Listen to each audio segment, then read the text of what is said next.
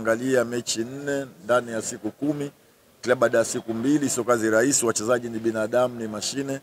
Tumetoka kwenye international game, uchovu, tuendelea kufanya rotation. Kwa hiyo tulitarajia kwa ni mechi zitakuwa ngumu, lakini tumejipanga pamoja na ugumu wote wa mechi hizi kutoka na pointi zote 12.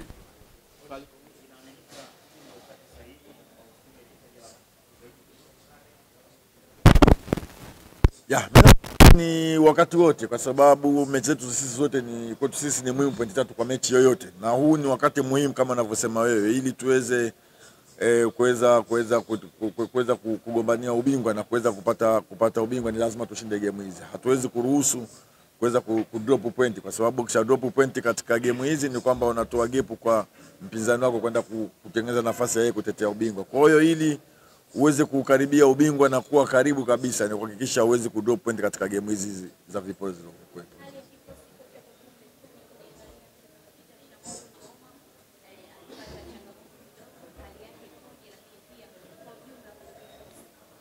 Yaani kweli tulipata tatizo juzi kwenye warming up.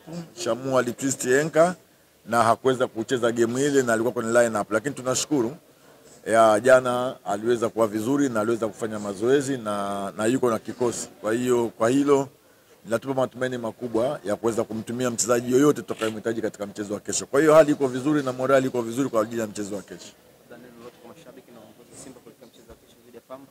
Kikubwa naendelee kuwapongeza mashabiki wetu na waendelee kutupa support kama ambavyo wanaozidi kuja, na sisi tutawafurahisha na kuweza kufanya kile kitu kile mwana Simba anahitaji tufanye katika mchezo wa kesho. Shukrani sana mwalimu. Kwa niaba ya wachezaji tumejiandaa vizuri na tupo tayari kwa kukabili timu ya Pamba kesho, na tunakaribisha sana mashabiki waje kutusupport, waje kushangilia timu yao. Tuko tayari kufanya wajibu wetu kama wachezaji. Swali kwa mchezaji, karibu.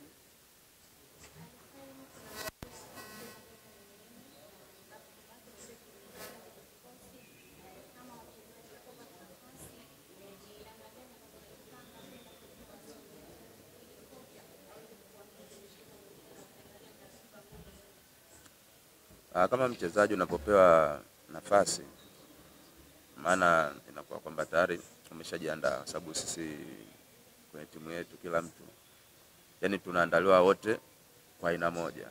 Kwa hiyo kocha anajua kwamba wachezaji wote wako sawa, ndio maana unamuona kila mtu anayepata nafasi inakuwa sio kitu kigeni kwake, sababu kila mchezaji kwa yuko tayari.